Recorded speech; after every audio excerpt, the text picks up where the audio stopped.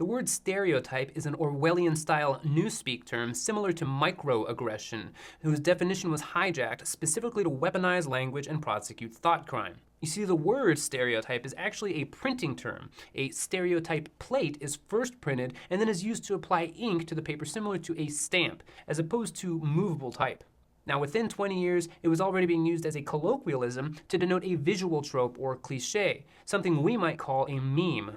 This definition stuck, and for a century, that's what a stereotype was.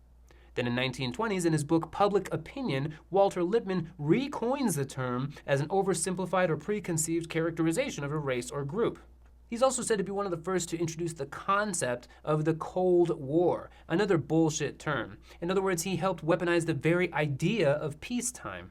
Now, what do we know about Mr. Lippmann? Well, Wikipedia tells us that Lippmann was born on New York's Upper East Side as the only child of Jewish parents of German origin. According to his biographer, he grew up in a gilded Jewish ghetto, whatever that means, and his father was a landlord who had become wealthy through his father's real estate speculation.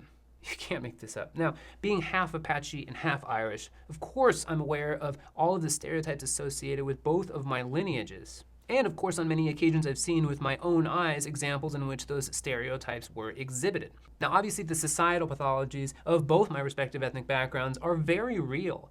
Or as the kids might say, stereotypes exist for a reason. Even so, it's never once bothered me when someone brings up these stereotypes or even accuses me of any of them. Neither when I was acting in any stereotypical manner, nor when I was the furthest thing from it.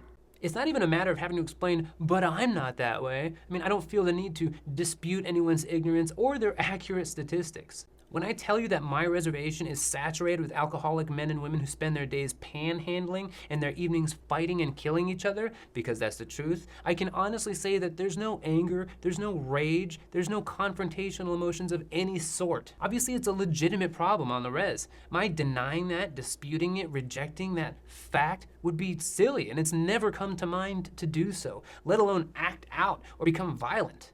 I'm personally convinced that the only reason anyone might feel this way is because they were taught to have this reaction by the media, their schools, and eventually their families. And besides the black community, nobody else has this confrontational reaction to the mere mention of their race's character. Well, maybe one. So take a moment to consider why anyone might want to teach this knee-jerk reaction to any other race. And if you are someone experiencing that anger or violent rage, especially with respect to this video and my content, then I pray that the love of Christ might enter your heart and mind. Follow for more.